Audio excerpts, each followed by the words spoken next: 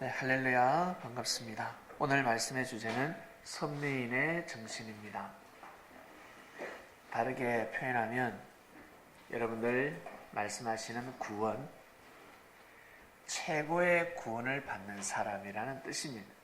쉽게 표현하면 한마디로 최고. 야, 최고다. 하나님이 보시기에 최고.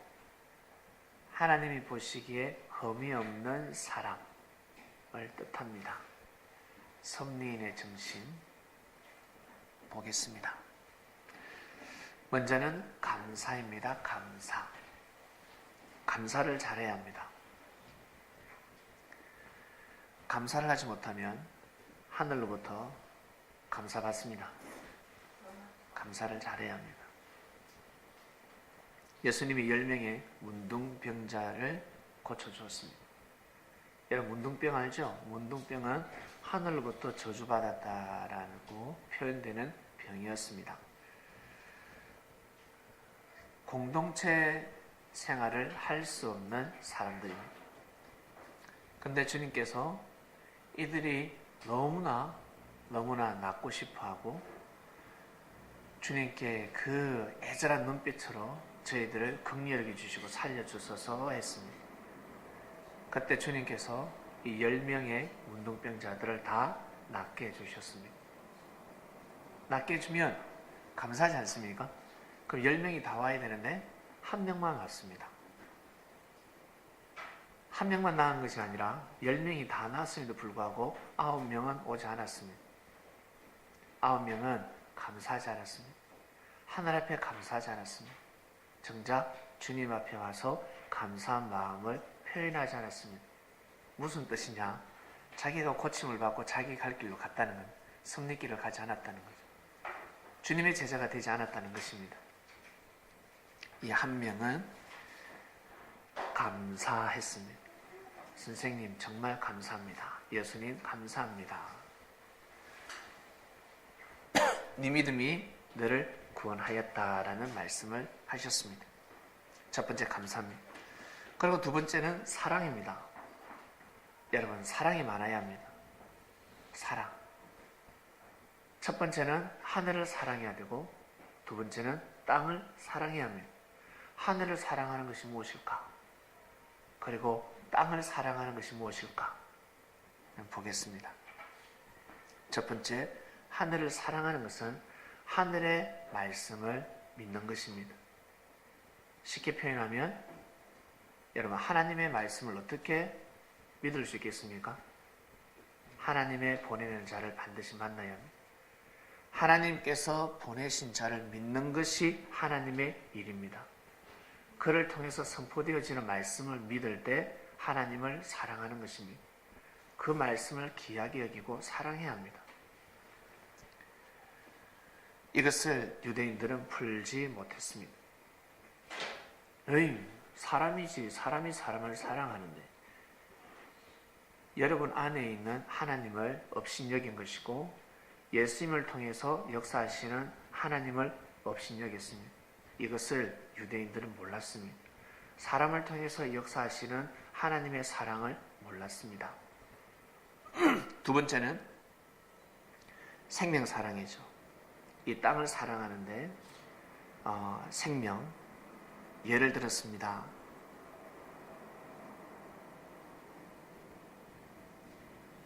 율법사가 예수님을 시험합니다.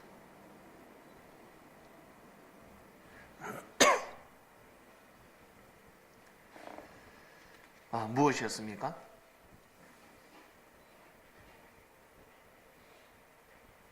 가늠한 여인을 예수님 앞에 딱 데려왔습니다. 서기관과 바리새인들 율법을 내세웠습니다. 여자가 현장에서 가늠하다가 잡혔습니다. 모세 율법에는 돌로 쳐야 된다 했습니다. 죽을 때까지 돌로 칩니다. 선생님 어떻게 해야 되겠습니까? 한마디로 예수님을 고소할 조건, 고소할 명분을 찾고 있었습니다. 예수님을 시험하는 것입니다. 예수님이 아무 말씀하지 아니하시고 땅에다가 손가락으로 땅에다가 무엇을 씁니다. 무엇을 쓰셨을까? 쓰셨습니다.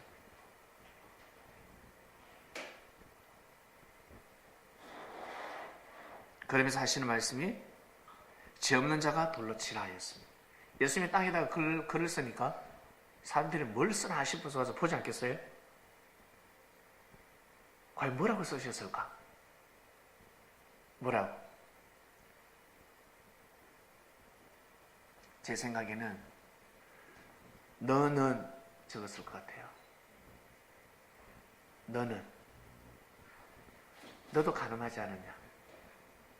네 아들이 가늠하지 않았냐? 너가 아버지가 가늠하지 않았냐? 너도 가늠하지 않았냐? 그러면 돌로 쳐 죽여요. 죄인이 죄를 정죄하지 말라는 뜻입니다. 너희들 다 죄인인데 왜 죄인을 힘 있는 죄인은 정죄하지 못하고 힘없는 여인의 죄를 정죄하려 했습니다. 사람들이 보기에는 여인이 죄인이었지만 주님이 보시기에는 여인을 돌로 쳐 죽이려고 하는 자들 또한 모두 다 죄인이었습니다. 그래서 돌을 다 내려놓고 떠나가더라. 이것이 바로 생명사랑입니다. 생명을 이렇게 사랑하는 것입니다, 여러분. 그리고 두 번째, 믿음입니다. 세 번째죠. 첫 번째는 감사, 두 번째는 사랑입니다.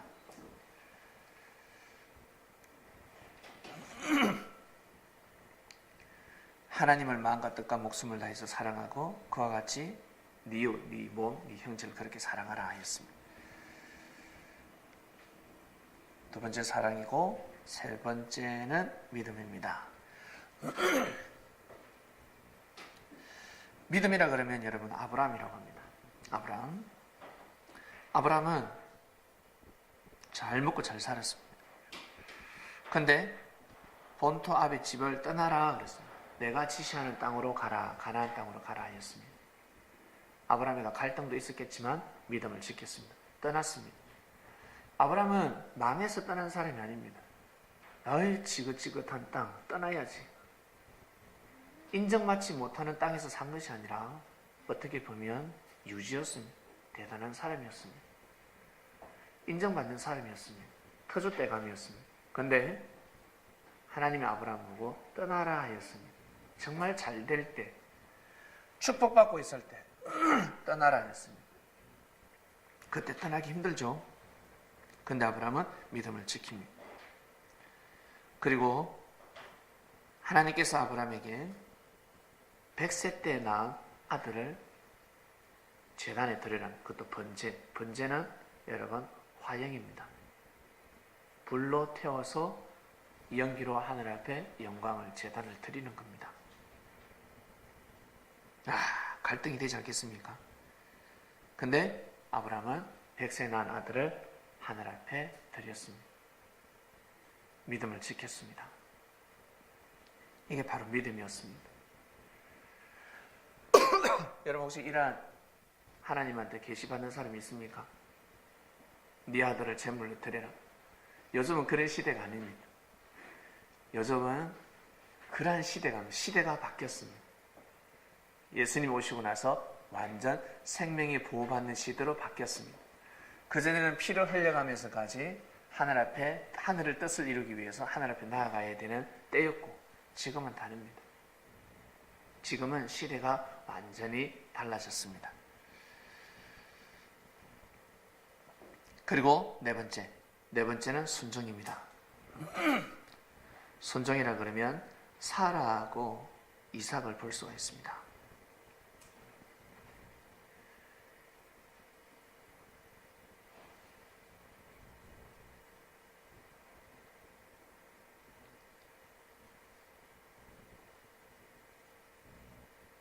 애굽의 사람들은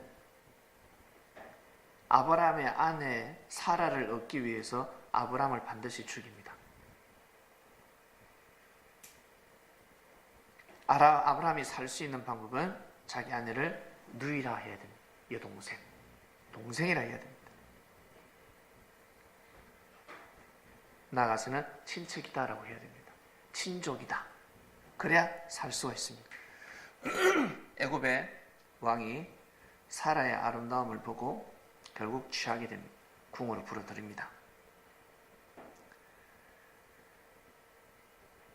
사라가 순종을 했습니다.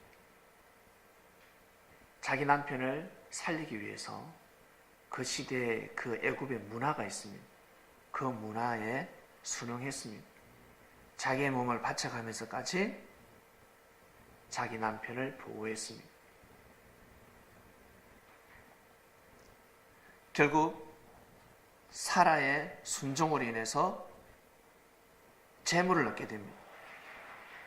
양, 소, 그리고 노비들, 그리고 나귀, 약대, 낙타죠.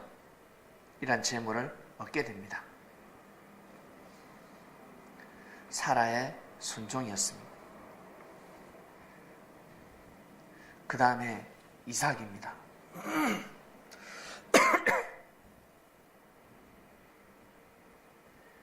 이삭이 장성했습니다. 어릴 때가 아니죠. 번제를 드릴 때 이 장작을 들고 갈 정도이기 때문에 아버지, 내 아들아 말해라. 내가 여기 있다. 불과 나무는 있는데 왜 재물이 없습니까? 어린 양은 어디 있습니까? 이삭이 과연 몰랐을까?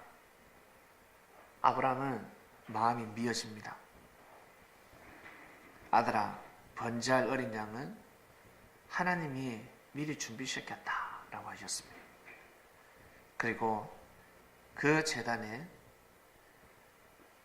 이삭을 결박하고 나무 위에 제물로 올립니다. 이삭은 충분히 도망갈 수 있었습니다. 아버지 눈빛만 봐도 알 수 있잖아. 딱 보면 알 수 있잖아. 분위기를 보면 알 수 있습니다. 내가 재물이구나. 알 수 있습니다. 근데 이삭은 순종했습니다. 결국 순종으로 인해서 이삭은 살았습니다. 죽지 않았습니다. 죽을 수밖에 없는 시대에도 순종함으로 인해서 살았습니다. 그럼 이 시대는 어떨까? 이 시대는 여러분 죽을 일이 전혀 없습니다. 여러분 손해보지 않습니다. 하나님의 뜻을 위해서 선미길을 가며 있어서 순종하는 사람은 절대 죽을 리가 없습니다. 화가 다 비껴갈 것입니다. 그 다음 기도입니다. 기도를 반드시 해야 됩니다. 구하라 그러면 주실 것이요 찾으라 그러면 찾을 것이다. 두드려라 그러면 열릴 것이다. 기도해라. 간구하라는 것입니다. 그리고 기도는 입으로 기도하는 것도 있고 그리고 마음으로 기도하고 행동으로 기도, 영혼육 다 움직여야 됩니다. 그러면 영혼육 문제가 다 풀어지게 되어 있습니다. 구하는 이마다 얻을 것이고 찾는 이가 찾을 것이고 두드리는 이에게는 열릴 것이다 하였습니다. 제자들에게 가르쳐 주었습니다. 반드시 기도하라. 기도를 다른 말로 정성입니다. 정성을 드리도록 하라 하였습니다. 정성을 드리도록 하라. 그리고 제자들에게 기도에 대한 가치를 말씀하십니다. 비유로 말씀하셨는데 도시에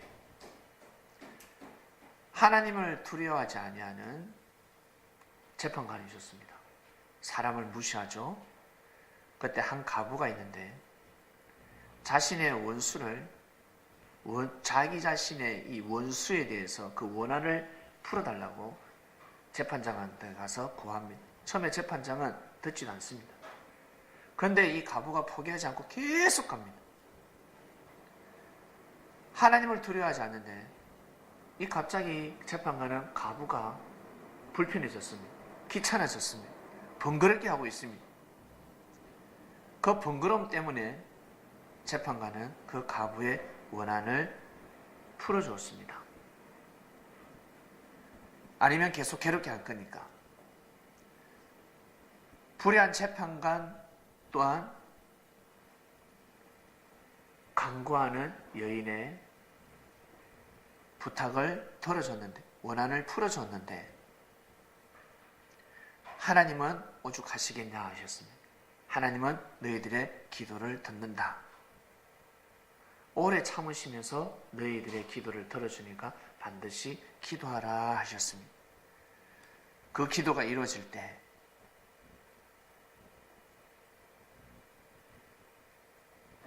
인자를 받아들일 수 있겠냐라는 말씀까지 하십니다. 여러분, 기도 중에 최고의 기도가 뭔 줄 아세요? 구하라 그러면 주실 것이요, 찾으라 그러면 찾을 것이고, 문을 두드리라 열릴 것이다 했습니다. 이스라엘 백성들은 어떠한 기도를 했을까? 기도 중에 최고의 기도가 무엇일까? 물질의 기도? 아니면 자기 자신의 사랑의 기도? 아니면 자식의 기도? 어떤 기도일까? 쉽게 표현하면 구원이지 않겠습니까? 천국 가고 싶지 않겠습니까? 구원받고 싶지 않겠습니까? 이스라엘 백성들은 누굴 기다렸습니까? 하나님을 기다렸습니다. 그리스도를 기다렸습니다. 메시아를 기다렸습니다. 다른 말로 섭리를 기다렸습니다. 이 땅에 일어날 섭리를. 왜? 세류안이가 전초했기 때문에. 기도하면 얻는다는 것입니다. 구하라 그러면 얻을 것이다. 찾으라 그러면 찾을 수 있다. 두드리라 그러면 너희들 해안이 열릴 것이다. 가르쳐주셨습니다. 가부의 비유를 드시면서 뭐라고 하시냐면 8절 한번 보세요. 누가복음 18장 8절. 내가 너희에게 이르노니 속히 그 원한을 풀어주시리라. 그러나 인자가 올 때 세상에서 믿음을 보이겠느냐 하셨습니다. 아시겠습니까? 기도 응답이 이루어졌는데 막상 주님이 오셨는데 믿음을 보이겠냐, 믿을 수 있겠냐라는 뜻입니다. 메시아가 왔습니다. 역사가 시작되었습니다. 반드시 기도해야 됩니다. 그 다음에 담대입니다. 담대하면 여러분 누굽니까? 여호수아입니다. 많은 사람들이 담대했죠. 그 중에 한 명씩만 뽑았습니다. 마음을 강하게 하라, 담대하라. 너는 이 백성으로 내가 그 조상에게 맹세하여 주리라 한 땅을 얻게 하리라. 가나안 땅을 준다라는 뜻입니다. 그저 먹습니까? 싸워야 되죠. 저 시대는 전쟁하지 않으면 아니 되는 시대였습니다. 지금 이 시대는 시대가 좋아졌죠.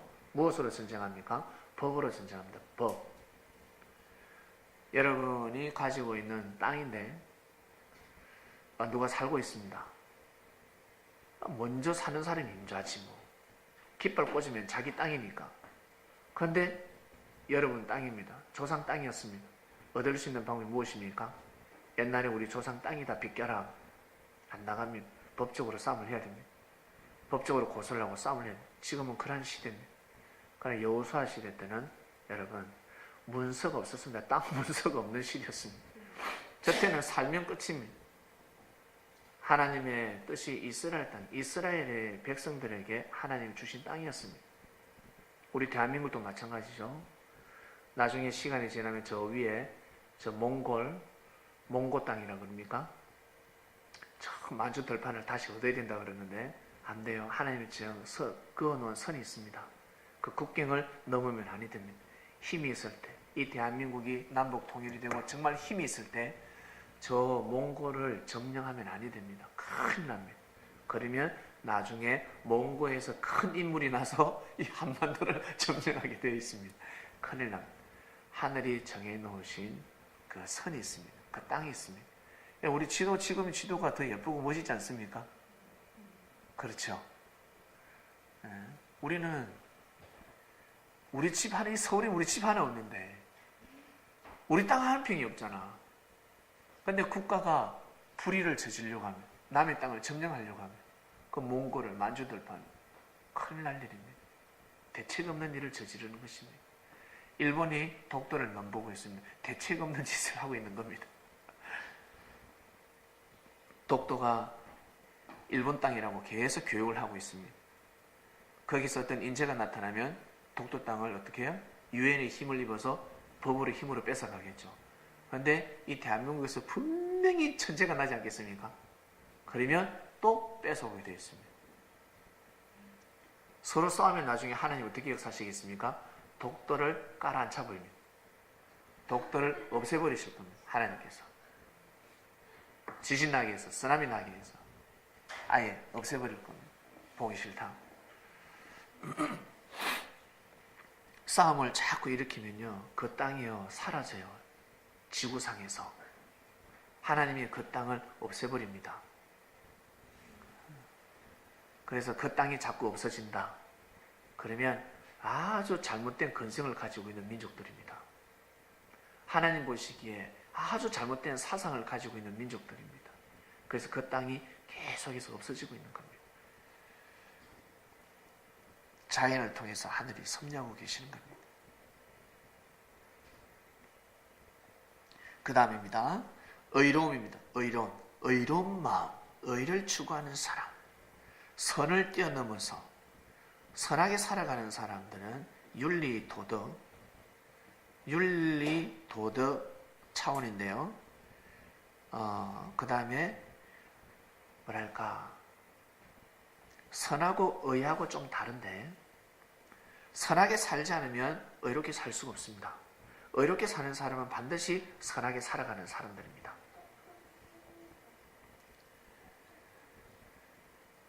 다윗과 골리앗의 싸움을 볼 수 있습니다. 다윗이 열받았습니다. 자기를 욕하지 않았거든요. 골리앗은 다윗을 욕하지 않았습니다. 누굴 욕했습니까? 하나님을 욕했습니다. 하나님을 욕했습니다. 그래서 다윗이 열받았습니다. 이스라엘 나라보다 강대국인 블레셋이 쳐들어왔습니다. 블레셋의 장군이 누굽니까? 골리앗이었습니다. 골리앗은 지금으로 치면 키가 2m가 넘었습니다. 완전히 천하장사였습니다. 갑옷을 입고 투구를 쓰고 나왔다고 생각을 해보세요. 누가 이길 수가 있겠습니까? 옛날 전쟁에서는 전쟁, 국가가 국가 간에 붙기 전에 항상 1대1 싸움이 있었습니다. 우리 장수 나갈 테니까 너 쪽에서 한번 나와. 기선제압입니다. 한번 붙자. 골리앗이 딱 나왔는데 골 때립니다. 생긴 것 자체가 이스라엘 백성들은 가까이 할 수가 없습니다. 체형만보다 더 크다고 생각하십니다. 아주 무시무시한 사람이 나왔습니다. 이길 재간이 있습니까? 이스라엘의 왕 사울 왕 또한 꼬리를 내렸습니다. 근심 걱정입니다. 사기가 다 죽었습니다. 사기가 꺾였습니다. 기가 꺾였습니다. 다윗은 자기 형들 전쟁터에 나가 있으니까 군생활 잘하는지 충청 갖다 주러 갔습니다. 형, 이거 빵 고구마 먹어가면서 전쟁하세요. 딱 갔는데 다윗의 귀에 골리앗이가 하나님을 욕하는 것을 들었습니다. 다윗이 열받았습니다. 다윗이 갑옷도 입지 않냐고 물맷돌을 들고 나가지 않습니까? 나가서 골리앗과 대적을 합니다. 평소에 다윗은 의롭게 살았습니다. 자기 자신의 그냥 법 없이 산다, 그냥 선한 사람을 뛰어넘어서, 덕 있는 사람이라는 것을 뛰어넘어서 하나님을 경외하는 사람이었습니다. 의로운 사람이었습니다. 그렇기 때문에 저 때도 때를 놓치지 않고 맞설 수 있었습니다. 평소의 삶, 평소의 마음, 평소의 마음을, 의로운 마음을 먹었기 때문에 적과 대치되었을 때 물러서지 않았습니다. 다른 사람들에게는 다 위기겠지만 다윗에게는 기회였습니다. 엄청난 기회였습니다. 의로운 행동을 할 줄 알아야 합니다. 의로운 행동. 다윗은 섭리를 지켰습니다. 섭리를 지킬 줄 알아야 돼요. 그 다음에는 물질 주관입니다. 이 물질이 다 넘어가죠. 그래서 예수님이 야, 너희들 그 물질을, 보물 땅에다가 쌓아두지 마라. 좀, 그리고 동로 해버린다. 도둑이 구멍을 뚫고 도둑질한다. 믿어라. 너희들 다 빼앗겨. 오직 너희를 위하여 보물을 하늘에 쌓아두어라 했습니다. 거기에는 좀도 없고 동록도 없다. 해하지 못한다. 도적이 구멍을 뚫지 못한다. 네 보물이 있는 곳에, 그곳에 네 마음이 있기 때문에 물질을 하늘 앞에 두라. 하늘 뜻을 위해서 살아가라. 라고 하였습니다. 제자들에게 말씀으로 물질 주관을 가르쳐 주셨습니다. 그리고 부자 청년이 나옵니다. 아주 율법을 잘 지키는 사람입니다. 선생님, 내가 무엇을 해야 영생을 얻겠습니까? 계명을 지키면 되지. 살인하지 말고, 간음하지 말고, 도둑질하지 말고, 거짓증가하지 말고, 사기치지 마. 속이지 마라. 그리고 네 부모를 공경하면 돼. 저는 선생님 그걸 다 지켰습니다. 그 말씀을 다 지켰습니다, 선생님. 그때 뭐라고 하십니까? 네가 가지고 있는 물질을 가난한 자들에게 나눠줘라. 이제 봉사 좀 해라 하였습니다. 이웃들을 돌보아라. 네가 수고하고 애쓴 그 물질, 네 능력으로 얻은 물질을 너 혼자 쓰지 말고, 너 가족만 돌보지 말고, 너 살고 있는 집을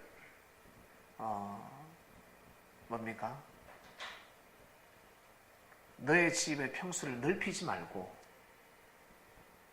궁궐 같은 집에서 살지 마라. 궁궐을 만들지 말라는 겁니다. 이제는 가난한 자를 돌봐라 하였습니다.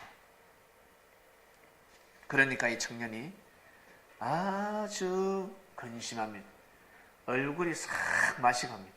물질을 내어 놓아라니까 맛이 싹 가버립니다. 그러면 이 사람은 돌아가서 어떤 소문을 퍼뜨릴까? 예수님은 돈을 밝힌다. 예수님은 돈을 밝힌다. 이렇게 말을 할 수 있습니다. 그 교회에서는 물질을 요구하더라 라고 해버리는 겁니다. 이 사람을 살리기 위함인데, 더 축복을 하기 위함인데 몰랐습니다. 이 참 무지한 자였습니다. 그 다음에 여러분, 배려입니다. 배려. 배려하면 아브라함이라 할 수 있는데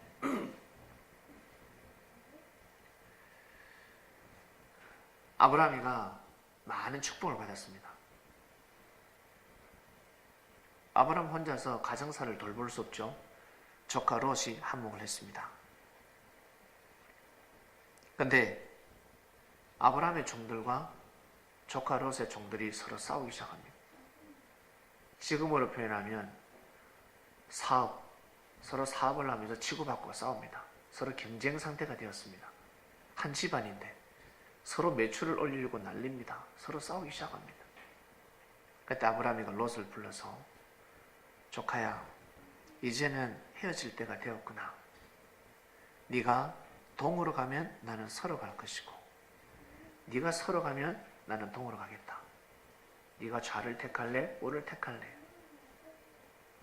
롯이 지혜로웠다면 롯은, 삼촌, 제 종들을 교육시키겠습니다. 제가 종들을 교육시켜서 다시는 분쟁이 있지 않도록 할 테니까 심려를 끼쳐드려서 죄송합니다라고 큰절을 해야 됩니다. 이 병신같이 이때다 싶어가 분가를 합니다. 축복을 받은 것이 자기 능력인 줄 압니다. 자기 때문에 축복받은 거 아니거든요. 물론 열심히 일을 했지만 그 열심 때문에 하늘이 축복하신 게 아니라 아브라함을 쫓았기 때문에 그렇습니다. 사람들은 이것을 모릅니다. 자기 능력이라 생각합니다. 우리 미국에서, 그리고 영국에서, 캐나다에서 노벨상을 탄 사람들, 그들의 능력이 아닙니다. 유대인들이 제일 많이 탔지 않습니까? 근데 그들은 자기네 땅에, 이스라엘 땅에 가서는 노벨상을 탈 수 있을까 못할까? 못합니다. 자기 능력이 아니라는 거죠. 그리스도의 국가에서 자기 실력을 발휘해서 남의 나라에서, 남의 땅에서 자기가 주인의 삶을 살아가고 있습니다. 그리스도의 국가에서 예수님을 믿지 않습니다. 하나님의 축복이 있다 그러면 자기네 땅에 가서 한번 살아보라고. 자기네 땅에 가서 한번 살아보라. 이스라엘 땅에서 노벨상을 탈 수 있을까? 탈 수 없습니다. 무지했습니다. 이 롯은 무지했습니다. 아브라함을 떠납니다. 어디로 떠납니까? 한마디로 저 강남 땅으로, 지금 이 강남 땅으로 가는 겁니다. 노란자 땅으로. 소돔과 고모라 땅으로 들어갑니다. 예정되어 있었습니다. 화가 예정되어 있었습니다. 여기는 부정부패의 축제였습니다. 아브라함은 배를 했습니다. 먼저 택하라. 근데 하나님은 아브라함에게 네가 좌를 가든 우를 가든 내가 너와 함께하리라 하였습니다. 그 다음에는요, 심정입니다. 여러분. 심정은 말하지 않아도 그 마음을 읽을 수 있는 마음입니다. 상대의 마음을 읽을 줄 알아야 합니다. 말을 해야 알아듣는 것이 아니라 말을 하지 않았음에도 불구하고 마음을 읽을 줄 알아야 합니다. 섭리는 이 정도는 돼야 되지 않겠습니까? 알아야 합니다. 예수님의 마음을 읽을 줄 알아야 합니다. 제자들은. 자, 심정인데요. 갈렙이 나옵니다. 5년 동안 가나안 땅에 들어와서 전쟁을 했습니다. 5년 동안요. 5년 동안 전쟁을 해서 많은 족속들을 물리치고 많은 성을 함락시켰습니다. 이제는 이스라엘 지파들이 모여가지고 땅을 분배할 때가 왔습니다. 근데 이제 여호수아가 전쟁할 때는 좋았는데 이제는 땅을 지분을 나눌 때가 왔습니다. 지분을 나누고자 하니까 이제는 분쟁이 있지 않겠습니까? 서로 좋은 땅을 가져가려고 하지 않겠어요? 서로 자기네 지파가 좋은 땅을 가져가려고 합니다. 그럴 때 갈렙이 딱 났습니다. 갈렙이가 나서서 뭐라고 하냐면, 여호수아여 장군, 당신 기억납니까?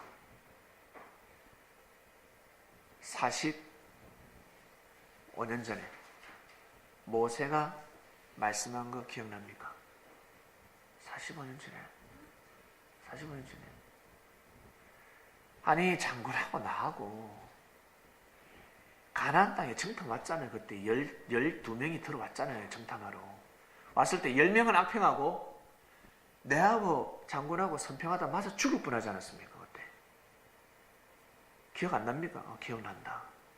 분명히 하나님의 뜻이 있는 땅이고 들어가야 됩니다. 젖과 꿀이 흐르는 땅입니다라고 쫙 이 가나안 땅을 브리핑했을 때 사람들은 우리를 죽이려고 했다.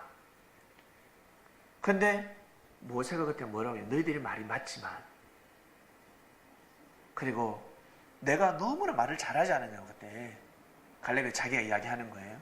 내가 그때 말을 잘해서 모세 선생이 감동받아가지고 네가 밟는 땅은 다 네 땅이 될 것이다 라고 축복하신 거 기억나십니까? 갈렙한테밖에 이야기하자는 거죠. 모세가 갈렙한테만 네가 밟는 땅 다 네 땅이 될 것이다. 그 기억나십니까? 기억난다는 거죠. 기억나시죠?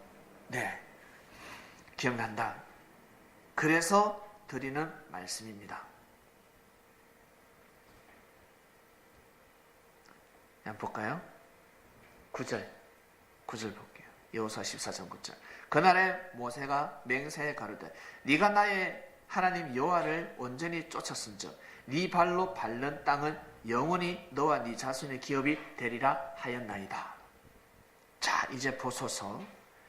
여호와께서 이 말씀을 모세에게 이르신 때로부터 이스라엘 광야에서 40년, 여호수아에서 이 가나안 땅에서 전쟁 5년, 합이 45년. 내 나이 85세입니다. 지금 내 나이 85세. 근데 나는 일반 사람보다 아직 강건하다. 나는 힘이 좋다. 지금 싸움을 할 수 있다. 그러니까 저 헤브론 땅을 나한테 주소서. 아직 점령하지 않은 땅입니다. 점령하지 않은 땅을 자기한테 달라 그래요. 이 갈렙이가 대단하지 않습니까? 또 피를 흘려야 되는, 이제 안주할 때가 됐는데 저 안악 자손들 중에서 제일 견고한 성이고 제일 강한 족속들이 사는 저 땅을 나한테 주소서. 내가 저 땅을 점령해서 내 것으로 가져가겠습니다. 우리 지파가 가져가겠습니다. 라고 합니다. 갈렙은 이랬습니다. 아주 중요한 때, 지분을 나눌 때 갈렙은 자기가 제일 좋은 땅을 내가 다 밟았으니까 저 많이 달라고 하지 않았습니다. 엄두도 못 내는 그 땅을 다시 달라 해서 그 땅을 자기가 점령을 하는 겁니다. 대단한 사람입니다. 그래서 여호수아가 땅을 잘 심지 뽑아서 잘 나눠줄 수 있었습니다. 그리고 마지막 땅 남은 땅을 여호수아가 또 가져가지 않습니까? 먼저 가지 않았습니다. 나중에 가져갔습니다. 그 다음에 의리를 보겠습니다. 의리라 그러면 다윗과 요나단을 뽑았습니다.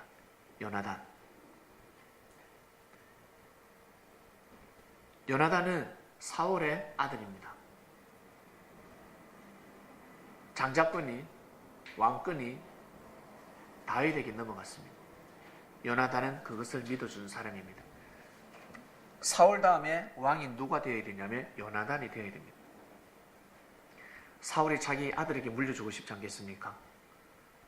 요나단 또한 다윗이 백성들로부터 칭송받으면 시기 질투하지 않겠습니까? 근데 시기 질투하지 않았습니다. 요나단은 끝까지 다윗을 믿어주었습니다.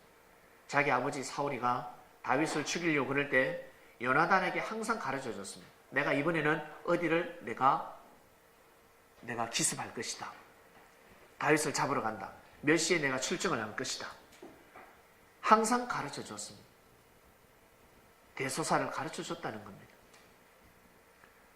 그럴 때마다 요나단은 다윗에게 피하라라고 먼저 파발을 보냈습니다. 항상 다윗을 살려주었습니다. 요나단은. 왜 그럴까? 요나단하고 다윗하고 맺은 의리가 있습니다. 서로 그 젊은 날 만나서 나눈 의리가 있습니다. 서로 나눈 마음이 있습니다. 남자 대 남자 서로 약속한 것이 있습니다. 우리 서로 하나님을 경외하면서 살아가자. 그리고 이 이스라엘 위해서 살아가자. 저 의리 때문에 다윗은 요나단의 아버지 사울을 죽이지 않았습니다. 사울만 생각하면 죽이고 싶었겠지만 요나단을 생각해서 자기 아들, 사울의 아들이 아주 귀한 아들이 있었기 때문에 한마디로 친구죠. 절친입니다. 다윗은 칼을 들지 않았습니다. 요나단 또한 마찬가지. 끝까지 다윗에게 칼을 들지 않았습니다. 아버지 편에 서지 않았습니다. 얼마나 힘든 줄 아세요? 정치적으로 줄을 서야 살 수 있는데 이들은 의리를 지켰습니다. 정치를 떠나서 의리를 먼저 지켰습니다. 그 다음에 겸손입니다. 사람은 겸손해야 됩니다. 예수님이 제자들에게 너희 중에 크고자 하는 자는 섬기는 자가 되어야 된다. 겸손하라. 섬기는 자가 되어라. 너희 중에 어떤 이 되고자 하느냐? 그리스도를 만났는데, 메시아를 만났는데 여러분 앞으로 어떤 일이 일어날 수 있겠습니까? 큰 권세를 받았습니다. 그래서 자칫 잘못하면 교만해질 수 있기 때문에 너희들 겸손해야 된다. 항상 낮은 자가 되어라. 특히 너희들 제자들끼리 싸우지 마라. 고개 숙여라. 너희들 중에서 어떤 이 되고자 한다면 너희들 나의 제자를 섬겨라. 고개 숙여라. 낮은 자가 되어라. 종이 되어라. 모시고 섬겨라. 인자가 온 것은 섬김을 받으려 한 것이 아니라 도리어 섬기려고 왔다. 목숨을 많은 사람들의 대속물로 주려 함이지 않냐라고까지 하셨습니다. 나는 너희들을 위해서 내 목숨까지 내었는데 그러니 너희들도 서로 고개 숙여라 라고 가르쳐주셨습니다. 겸손해야 합니다. 여러분 우리가 살아가면서 상석을 좋아하지 않습니까? 항상 좋은 자리, 상석의 상자에 앉기로 하는 혼인잔치 비유를 들었습니다. 청함을 받았습니다. 내가 지위가 있으니까 명예가 있으니까 상자에 앉아야지 하면서 상자에 딱 앉았습니다. 그러면 더 높은 사람이 왔을 때는 내려와야 된다라는 겁니다. 나의 상자에 앉으려고 생각을 하지 마라. 그냥 낮은 자리에 앉아라. 앉아있으면 그 상자로 올려준다. 그래 부끄러움을 피해갈 수 있지 않냐. 겸손해야 된다. 알았지? 무릇 자기를 높이는 자는 낮아지게 된다. 자기를 낮추는 자는 반드시 높아지리라 라고 가르쳐주셨습니다. 섭리에는 반드시 겸손해야 됩니다. 그리고 인내할 줄 알아야 합니다. 욥을 뽑았습니다. 욥이 하나님으로부터 축복을 받습니다. 어마어마한 축복을 받습니다. 물질, 명예, 유지가 됐죠. 그 다음에 사랑의 축복도 받고 생명의 축복도 받아서 애도 잘 낳고 가정이 너무너무 좋았습니다. 행복했습니다. 사단이 하나님의 마음을 건듭니다. 하나님이 축복하시니까 욥이 하나님을 잘 믿는 거지. 축복하지 않으면 욥은 하나님 안 믿습니다. 하나님의 자존심을 건드렸습니다. 자존심을 건드려 버렸습니다. 하나님이 그래? 그러면 한번 해봐. 네가 시험하고자 하는데 한번 해봐라. 생명을 빼고 목숨만큼은 건들지 말고 다 한번 해봐라 하였습니다. 어떤 일이 벌어졌습니까? 욥의 자녀들이 마탱집에 모여가지고 밥을 먹을 때 포도주 잔을 치면서 건배할 때였습니다. 여호와 할렐루야 하나님을 찬양하고 하나님께 경배를 드렸습니다. 그런데 종들이 쫓아옵니다. 밭에서 일을 하고 있는데 소와 나귀들을 다 죽여버렸습니다. 다 잡아가 버렸습니다. 일하는 종들을 다 죽여버렸습니다. 누가? 스바 사람들이 욕하면서 쳐들어와서 다 잡아가 버렸습니다. 그런데 또 종이 또 쫓아왔습니다. 이제는 하늘에서 불이 내려왔습니다. 불이 내려와서 종들을, 일하는 사람들도 죽어버렸습니다. 양들, 가축들이 다 죽어버렸습니다. 나 혼자 도망왔습니다. 그러고 또 종이 한 명이 또 쫓아왔습니다.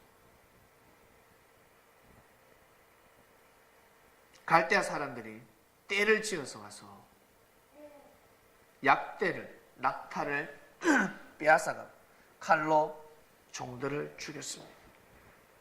저만 살아서 왔습니다. 그런데 이 말이 끝나기도 전에 또 종이 쫓아와서 뭐라고 하냐면 주인님 자녀들이 장남집에서 모여서 연애를 베풀고 있을 때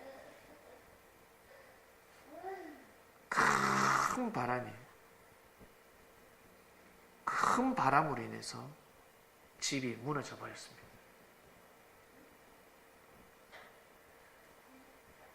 주인님의 자녀들이 다 죽었습니다. 여러분, 참 그저 생각만 하기도 끔찍합니다. 생각하기도 싫습니다. 욥의 마음이 어떨까? 욥이 옷을 다 찢고 머리를 다 밀어버리고 땅에 엎드려서 하늘 앞에 나갑니다. 반드시 이건 하나님이 개입하셨기 때문에 하나님 어찌 이런 일이 있을 수 있습니까? 차라리 나를 데려가시지 어찌 이런 일이 있을 수 있습니까? 그러나 주시는 자도 하나님이고 가져가시는 것도 하나님입니다. 하나님을 부인하지 않았습니다.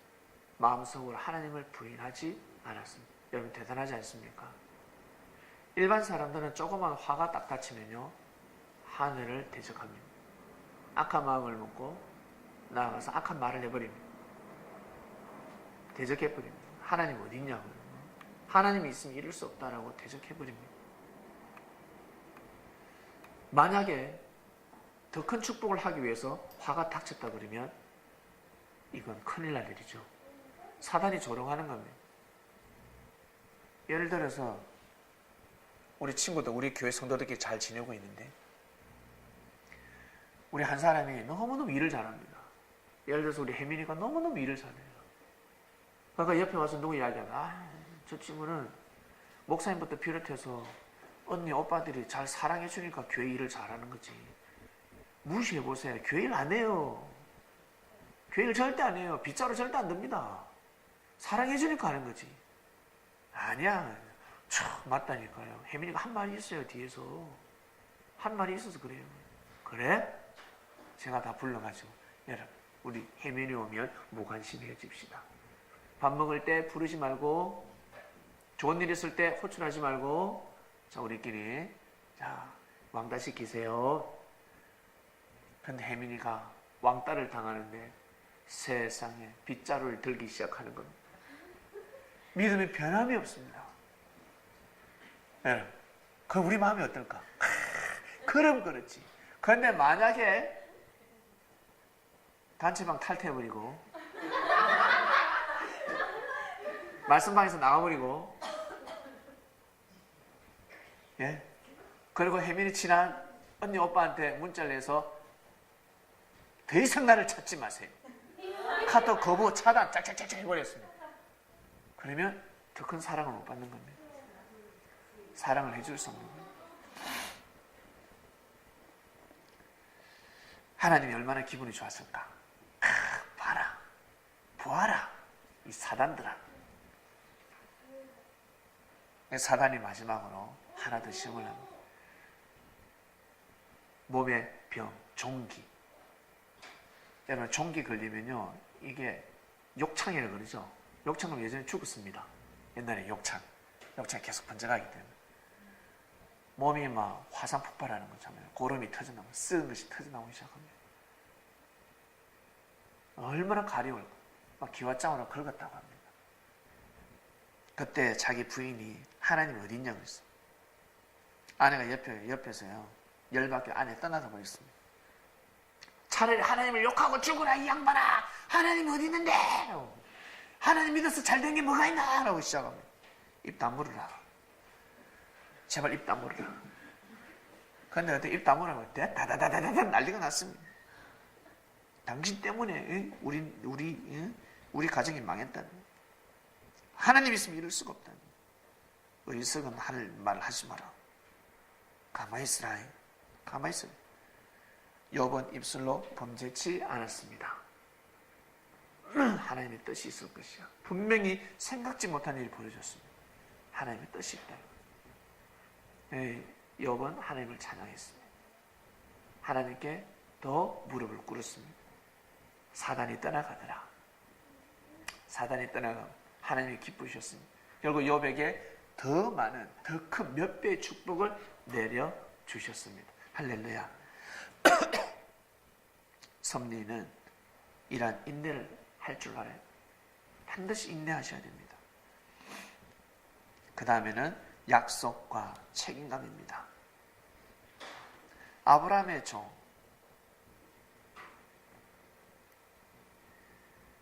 이삭, 아브라함의 아들 이삭 며느리를 어디에서 이방 땅에서 구하는 것이 아니라 아브라함의 원래 고향에서 친족 중에 데려오려고 합니다. 자기 종을 보냅니다. 환도뼈에 손을 넣고 기도하라. 잘 데려가야 된다. 잘 데려. 왜? 머나먼 여정이기 때문에 그렇습니다. 머나먼 여정 데려오고 같이 몇 밤을 자야 됩니다. 그래서 잘 데려가라. 데려오다가 어때요? 무슨 일이 날 줄 몰라요.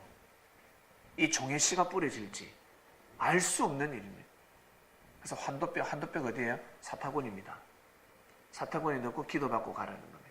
너 약속해. 그리고 이삭을 데려가지 못한다. 반드시 그 여자를 바로 데려와야 돼. 이삭이가 데려가서 그 여인을 데려오지 않게 하라. 옛날에는 그랬거든. 남자가 가서 데려와야 된단 말이에요. 그 집에 오랫동안 살다가 데려와야 됩니다. 머슴살이를 한다 그러죠. 처가살이를 합니다. 먼저 처가살이를 해주고 여자를 데려와야 됩니다. 처가집에 와서 노동일을 해주고. 근데 그렇게 못한다. 무조건 바로 데려와. 결국 이 아브라함의 종이 아브라함과 약속을 지켰습니다.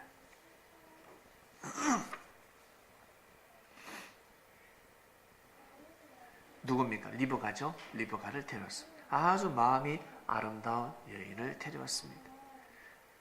낙타의 동물에게도 사랑을 베푸는 여인이었습니다. 이 여인. 동물에게도 사랑을 베푸는데 사람한테 오죽하겠습니까? 자, 그 다음요, 용기입니다. 여러분, 섭리는 또 용기가 있어야 됩니다. 어떨 때? 죽을 수밖에 없는, 내가 자칫 잘못하면 내 명예가 날아가는데, 나의 지위가 박탈당할 수 있는데, 그때 용기를 내야 합니다. 에스더는 왕후였습니다. 왕이 부르지 않으면 왕궁 안뜰에 절대 들어갈 수가 없습니다. 왕의 어전에 나아갈 수가 없었습니다. 그런데 이스라엘 백성들이 다 죽게 생겼습니다. 큰일 났습니다. 하만의 계략으로 인해서 이스라엘 백성들은 멸종당하게 생겼습니다. 모르드게가 이 사실을 알고 살 수 있는 방법은 왕 앞에 직접 고하는 방법밖에 없었습니다. 왕 앞에 나가야 하는데 모르드게가 나아갈 길이 없었습니다. 결국 누가 나갑니까? 에스더가 나갑니다. 에스더는 머뭇거립니다. 처음에는 안 나아간다고 했습니다. 나아갈 수 없다는 겁니다. 그때 모르드게가 뭐라고 합니까? 네가 안 나아가면 네가 살 것 같으냐? 네가 죽고 우리는 산다. 하나님이 어떻게든 우리 민족을 구원하신다. 대신 너는 죽을 것이야. 네가 왕후가 된 것은 이때를 위함이다. 반드시 왕에게 나아가라. 나아가면 살 수 있다. 에스더가 용기를 내어서 어전에 나아갑니다. 왕이 검호를 내밀지 않으면 살 수가 없어요. 그 뜰에 들어온 사람은 살 수가 없습니다. 보니까 에스더거든요. 에스더를 안 본 지 오래됐어요. 일이 너무 바빠서. 근데 에스더에게 검호를 내밀었습니다. 죽음을 무릅쓰고 나왔으니까 무엇이냐? 네 소원이 무엇이냐? 이 나라의 반이라도 주겠다라고 합니다. 그때 에스더는 왕이여, 내가 왕을 위해서 잔치를 베풀고 싶습니다. 충신인 하만을 데리고 오소서. 왕이 바로 하만을 데리고 그 잔치에 참여합니다. 결국 에스더의 그 용기로 인해서 이스라엘 백성들은 살게 됩니다. 여러분, 지혜를 잘 발휘하셔서 용기를 낼 때는 반드시 내시길 바랍니다. 여러분이 가지고 있는 사명이 있습니다. 여러분이 가지고 있는 지위가 있습니다. 시간이 가면 갈수록, 지금은 저 없는데 하겠지만 나이가 여러분 지금부터 한 10년, 20년 더 가보세요. 섭리가 가면 갈수록 여러분들은 반드시 지위가 있습니다. 명예가 있게 되어 있습니다. 그때 꼭 용기를 내시길 바랍니다. 여러분이 가지고 있는 그 지위를 가지고 반드시 생명을 살려야 됩니다. 하나님의 뜻을 이루어야 됩니다. 절대 눈치 보지 마시고 괴략에 여러분 모른 척 하시면 안 됩니다. 모른 척 하시면 안 됩니다. 저것은 괴략이야, 괴책이다. 그러면 여러분 지위가 날아갈지라도, 억울한 일을 당한다 할지라도 반드시 맞서시길 바랍니다. 용기를 내시길 바랍니다. 그러면 살 수 있습니다. 더 큰 사랑을 받을 수가 있습니다. 그 다음에는 모심과 섬김입니다. 모심과 섬김이라 그러면 룻을 들 수 있습니다. 며느리죠? 룻. 그리고 사라박 가부, 수넴 여인입니다. 룻은 나오미, 어머니의, 시어머니의 말씀을 듣지 않습니다. 이제 자기 남편이 죽었으니까 떠나라고 합니다. 시어머니는 떠나라고 합니다. 이제 떠나라. 너 젊음이 아깝다. 떠나라. 그런데 한 명 자기 며느리가 둘이 있습니다. 한 명은 떠나갑니다. 그런데 룻은 떠나지 않습니다. 어머님이 믿는 하나님을 나도 믿겠습니다. 죽어도 어머니와 같이 죽겠습니다. 어머니와 같이 떠나겠습니까? 떠나겠습니다. 왜? 룻이 왜 이런 마음을 정했을까? 자기가 떠나면 어머님이 살 수 없을 것 같거든요. 저 나이가, 저 연세에 어떻게 잘 살 수 있을까? 아들까지 없어졌는데. 룻은 어머님을 사랑했습니다. 무엇인가 섬김. 어머님을 믿는 하나님을 믿었기 때문에 그 정신으로, 그 믿음으로 시어머니를 모시고 섬기기 시작합니다. 결국 룻은 축복받습니다. 혼자서 살아가지 아니하고 그 고향, 어머니의 그 고향에서 관원을 만나서 어떻게 해요? 축복을 받게 됩니다. 좋은 결혼식을 올리게 됩니다. 그 다음에 사라박 가부입니다. 사르밧 가문은 물질이 힘들 때, 정말 먹고 살기 힘들 때 엘리야를 만남, 엘리야가 선지자라는 것을 알게 됐습니다. 하나님이 보낸 자라는 걸 알게 됐습니다. 그때 가문은 엘리야를 모시고 섬깁니다. 자기 집으로 모셔서 섬김을 다합니다. 결국 사르밧 가문 집에 물질이 끊어지지 않았습니다. 모신과 섬김 때문에 그렇습니다. 여러분, 사람에게 모신과 섬김을 잘하는 사람들은 어려울 때 반드시 도움을 얻게 되어 있습니다. 그 다음 수넴 여인입니다.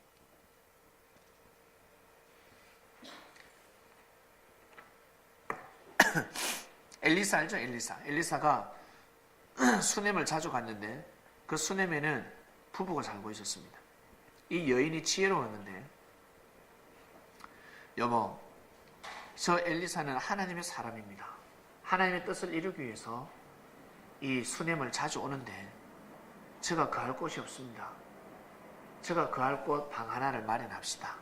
작은 방 하나를 마련해서 침상도 마련하고 책상 그리고 의자, 촛대 밝게 불을 밝게 놓읍시다.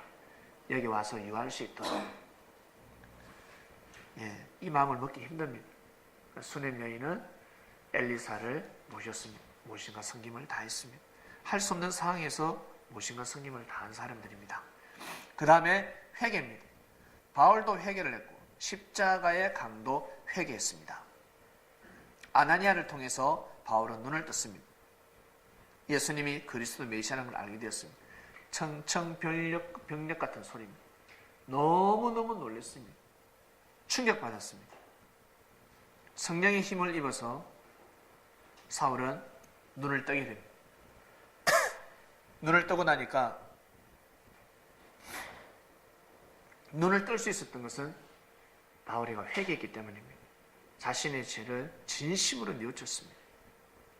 그래서 눈을 뜰 수 있었습니다. 그리고 예수님 십자가상에서 똑같은 죄인 두 명이 있었습니다. 오른쪽에 한 명, 왼쪽에 한 명. 그런데 한 명은 예수님을 끝까지 악평하고 한 명의 강도는 예수님은 죄가 없다라고 했습니다. 죄가 없고 나를 꼭 낙원에 데려가 주세요. 예수님이 가시는 그곳에 데려가길 원합니다. 십자가상에서 회개했습니다. 여러분, 어려움을 당할 때, 처벌을 받을 때 회개하는 사람이 있고 악평하는 사람이 있습니다. 부모님한테 매를 맞을 때 회개하는 자식이 있고 반항하는 자식이 있습니다. 반항하는 자식은 여러분 옳은 삶을 살아갈 수가 없습니다. 자기가 잘못했음에도 불구하고 지금 벌을 받는데 반항을 하고 있습니다. 고개 숙여야 됩니다. 회개해야 됩니다. 내가 잘못해서 내가 매질을 당하는구나. 형제로부터 내가 잘못했기 때문에 형제가 나를 욕하는구나. 받아들일 줄 알아야 됩니다. 회개할 줄 알아야 됩니다. 그런데 반항하게 되면 하늘로부터 여러분 은혜를 입지 못합니다. 이 강도는 회개했습니다. 자신의 죄를 진심으로 뉘우쳤고요. 그 다음 예수님은 자기 죄를 뉘우치니까 예수님이 죄가 없는 사람으로 보이는 거예요. 예수님은 죄가 없는 겁니다. 죄를 뉘우쳤기 때문에 그렇습니다. 그런데 한 명의 강도는 자기 죄를 모릅니다. 세상을 탓하고 자기 죄를 억울하다까지 합니다. 그래서 예수님을 믿지 못하는 것입니다. 여러분 살아가실 때 꼭 회개하는 삶을 살아가시길 바랍니다. 회개하셔야 됩니다. 죄를 받을 때, 고통받을 때 반드시 회개해야 됩니다. 무릎을 꿇어야 됩니다. 그 다음에 체면입니다. 여러분 체면을 자꾸 내세우면요 큰일 납니다. 체면 때문에 사람이 살 수도 있고 죽을 수도 있습니다.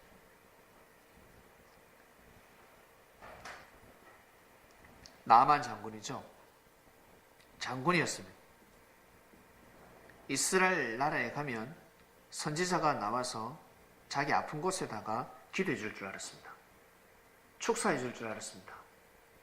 근데 요단강에 들어가라고 합니다. 요단강은 한마디로 요강이었습니다. 요강. 똥 오줌으로 가득 찬 흙탕물이었습니다. 너무나 지저분한 강이었습니다. 근데 그곳에 7번이나 다이빙을 하라고 하니까 들어갔다 나왔다 7번, 그것도 한 번도 아니고 7번 동안 침례를 하라고 합니다. 이 나만은 체면이지, 내가 체면이지, 돌았나 이 새끼, 미쳤나, 칼을 뽑아가지고 죽이려고 했습니다.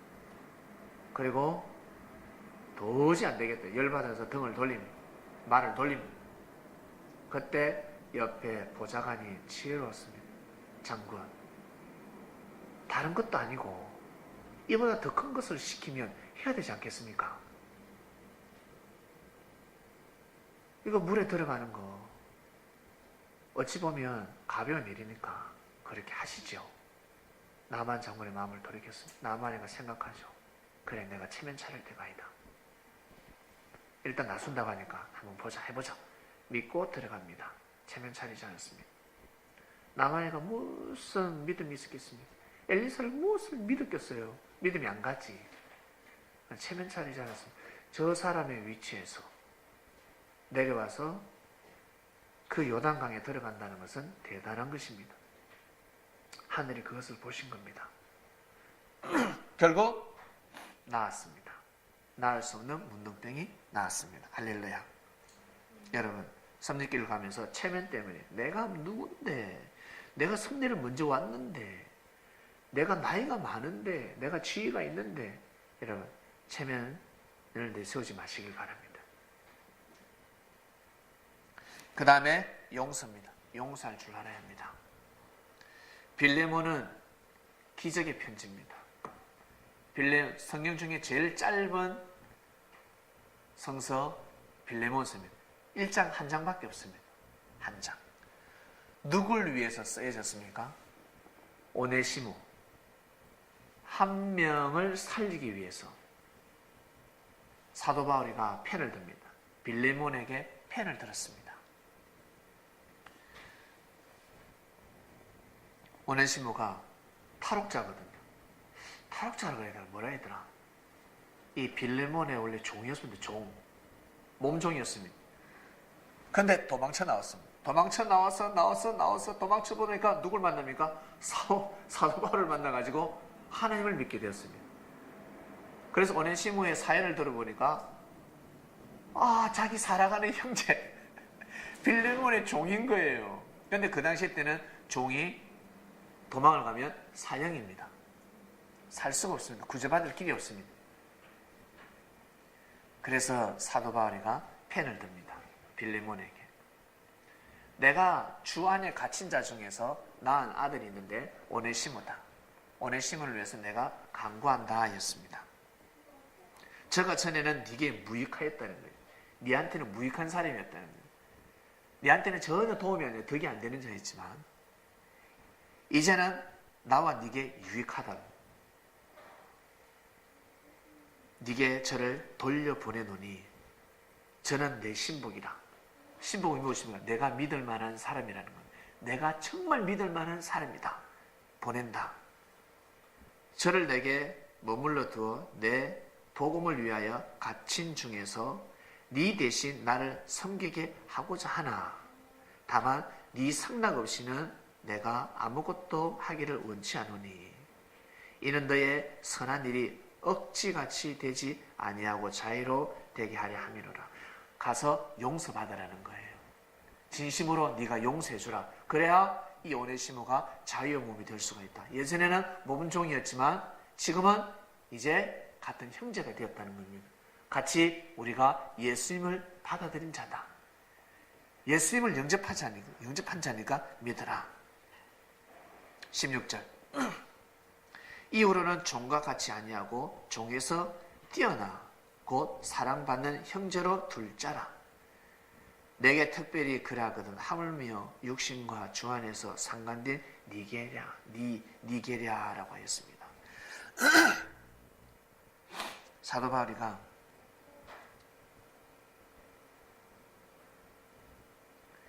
아주 상당히 지혜롭습니다.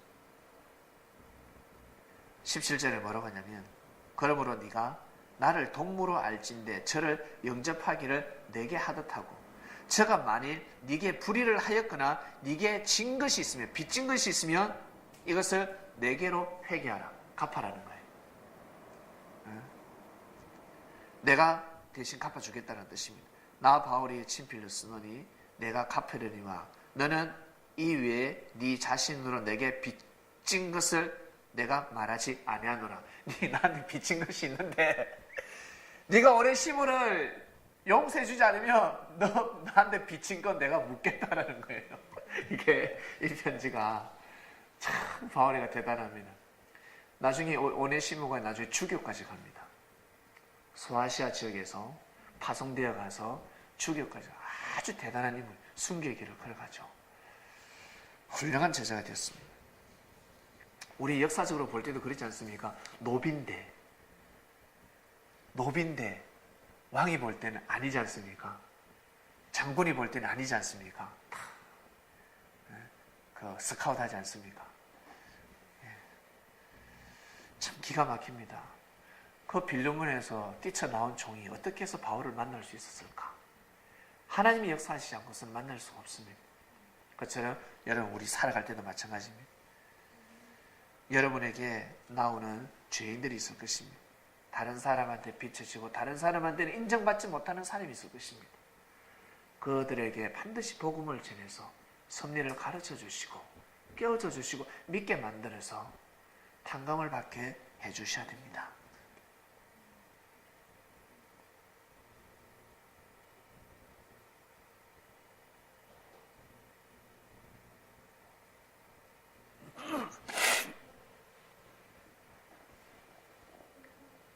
네, 그 다음에 용서 한 가지 더 있죠.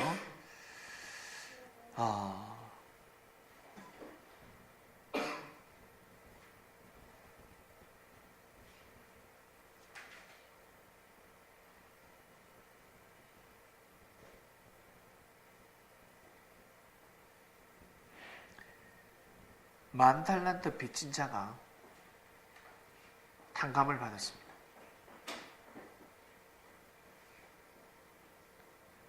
살려주소서. 우리 처와 자식을 살려주시고 나의 몸도 제발 살려주시고 내가 어쨌든 내 모든 소유를 팔고 어쨌든 내가 다 갚겠습니다. 주인이 그 종을 불쌍히 여겨서 그 빚을 탕감해 줬습니다. 어마어마한 사건이 일어났습니다. 근데 이 종이 나가다가 자신에게 100데나리온 빚진 자를 만나게 됩니다. 멱살을 잡고 돈 내놔라 난리가 납니다. 돈 내놔라. 참아주소서. 내가 다 갚겠나이다. 당장 갚아라. 옥에다가 가두었습니다. 참 민망한 일이죠. 본인은 어마어마한 그 돈을 탕감을 다 받았는데 자기한테 100데나리온 빚진 자를 감옥에 가둬버렸습니다. 이 사실을 안 주인이 뭐라고 합니까? 저를 딱 불러서 악한 종아 32절 악한 종아 네가 빌기에 내가 네 빚을 전부 탕감해 주었는데 내가 너를 불쌍히 여김과 같이 너도 네 형제들을 불쌍히 여김이 마땅하지 아니하냐. 주인이 놓여버렸습니다. 그 빚을 다 갚도록 옥졸들에게 붙이시. 너희가 각각 중심으로 형제를 용서하지 아니하면 내 하나님께서도 천부께서도 너희에게 이와 같이 하시리라 하였습니다. 가르쳐주는 말씀입니다. 주님이 내가 너희들을 용서해 주었으니 너희들도 용서해 주어라. 용서해 주어라 라고 말씀하시는 겁니다. 요셉은 용서하지 못할 형을 용서했습니다. 형이 요셉을 팔았잖아요. 형들의 마지막 그 눈빛이 어땠을까? 그 눈빛은 잊을 수가 없어요. 소름이 끼치고 그 형들이 비웃고 비아냥거리고 죽여버리겠다는 눈빛으로 요셉을 웅덩이에 그 구덩이에 빠뜨리고 팔아버렸습니다. 아라비아 상인에게 팔아버렸습니다. 엄청난 고통을 당했습니다. 엄청난 수모를 당했습니다. 일반 사람 같으면 자기가 총리가 되었을 때 이 형들을 가만두지 않았을 것입니다. 그런데 요셉은 자기의 정체를 밝히고 형들을 품어줍니다. 형들을 용서해 주었습니다. 형들은 깜짝 놀라죠. 왜? 자기들의 성격으로 요셉을 바라보니까 자기들이 이제 심판받아 죽을 것 같습니다. 그때 뭐라고 합니까? 형, 하나님이 생명을 구원하시려고 나를 형들 앞에서 보낸 거예요. 다 뜻이 있었습니다. 라고 고백합니다. 요셉이 눈물을 흘리면서. 용서입니다. 요셉이 용서를 했기 때문에 하나님 은혜가 더 컸습니다. 여러분 꼭 용서하시길 바랍니다. 그 다음에 마지막입니다. 섭리는 반드시 생명을 살릴 줄 알아야 됩니다. 다른 말로는 전도입니다. 생명을 어떻게 살리겠습니까? 주님의 복음을 전하는 겁니다. 하나님의 메시지를 전달하는 겁니다. 예수님이 많은 제자들 중에서 70명을 뽑았습니다. 둘씩 짝지었습니다. 보내면 각 동, 각 마을로 보내면 2명 2명씩 가라. 그래서 하시는 말씀이 추수할 것은 많되 일꾼이 적다. 일꾼이 적다. 그러므로 추수하는 주인에게 청하여 추수할 일꾼들을 보내주소서 하라. 갈지어다. 너희들이 가라. 내가 너희들을 보내는 것은 양, 너희들이 어린 양일진데 이리 가운데 보낸 것 같다. 그러니 너희들 둘이 절대 떨어지지 마라. 둘이 하나가 돼야 된다. 두 겹줄. 꼭 하나 돼야 된다. 알았지? 하나 돼야 너희들이 힘을 발휘할 수 있다. 가르쳐 줬습니다. 그리고 갈 때 캐리어 끌고 가지 마라 그랬습니다. 캐리어 끌고 가지 마라. 야 도마 니 캐리어 날 다 챙겼거든요. 갔다 금시 올 건데 오만 건 다 챙겼어요. 다 내려. 그냥 배낭 하나 들어라. 물 한 병만 들고 가라. 가면 너희들을 맞이할 사람들이 있다. 하나님이 준비시켜 놓은 집이 있다. 그 집에 들어가면 평안을 빌어라. 축복을 빌어주어라. 무엇이겠습니까? 그리스도의 정신을, 메시지를 전하라는 겁니다. 섭리가 도랬다는 걸 전해주라는 겁니다. 말씀을 전해주라는 겁니다. 만일 그 사람이 받아들이지 않으면 그것이 너에게 돌아온다 하였습니다. 그 축복은 너에게 돌아온다. 가서 전하라 하였습니다. 전할 것이 얼마나 많겠습니까?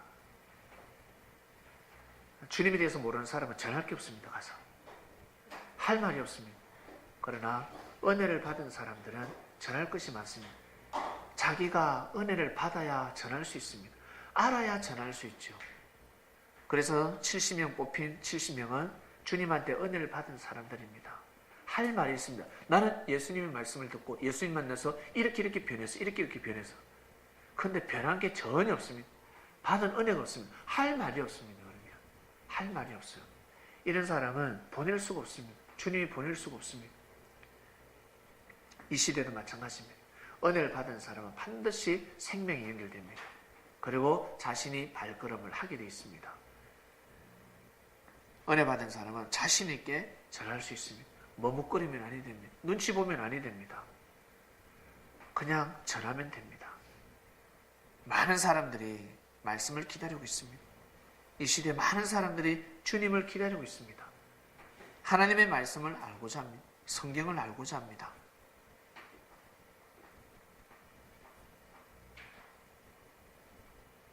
예수님이 부활하셔서 11명의 제자에게 나타났습니다. 꾸짖습니다. 믿음이 없으면 아니 되지. 마음이 완악하면 아니 되지. 너희들 인간적인 육적인 생각을 하지 마라. 예수님 보여주시면서 말씀하십니다. 내가 너에게 부탁할 것이 있다. 온 천하에 다니면서 만민에게 복음을 전하라. 이 복음을 꼭 전해야 된다. 그래야 이 땅을 살릴 수 있다. 다 살 수 있다. 복음이 들어가지 않으면, 말씀이 들어가지 않으면 살 수 없다 하였습니다. 믿고 세례를 받는 사람은 구원을 얻을 것이고 복음을 받아들이지 않는 사람들은 정죄를 받을 것이다 라고 말씀하셨습니다.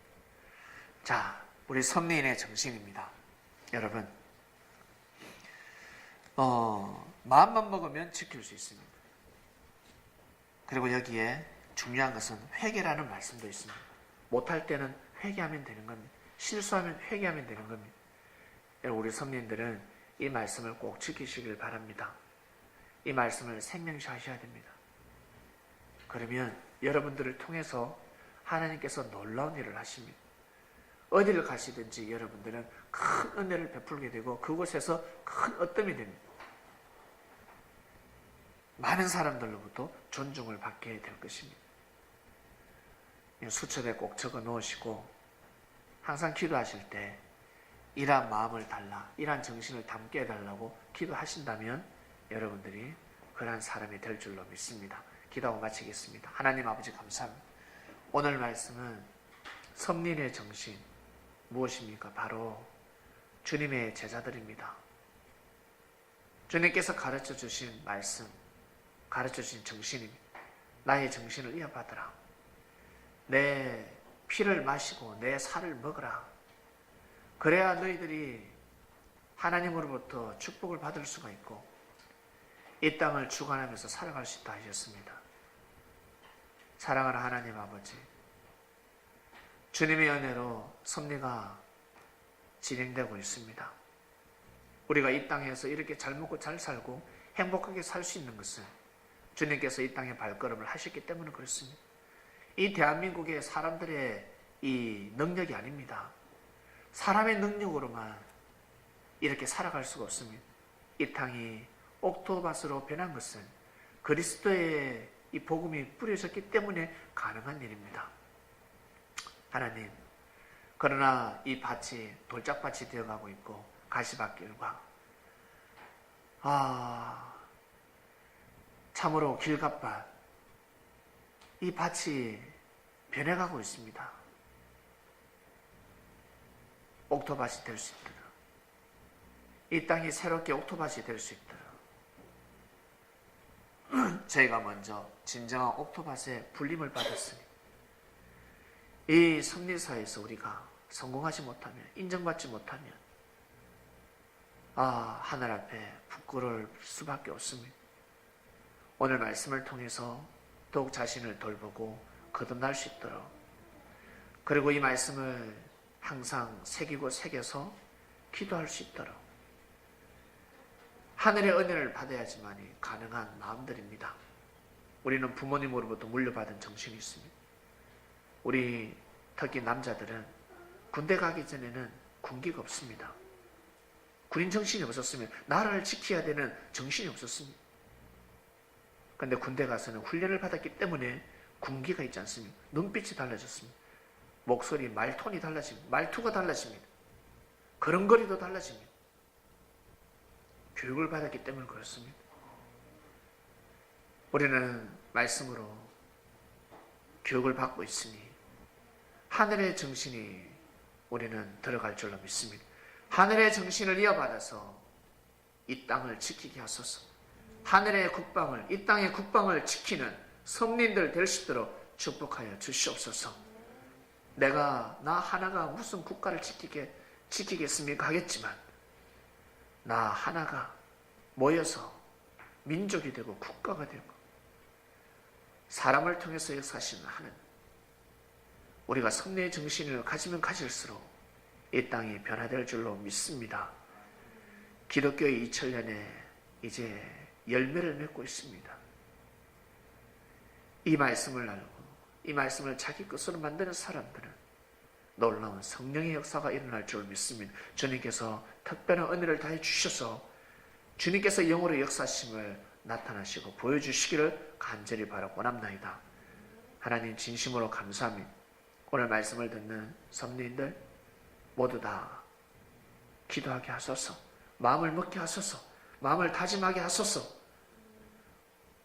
감사함을 드립니다. 이 모든 기도 사랑하는 주님의 이름으로 기도드립니다. 아멘.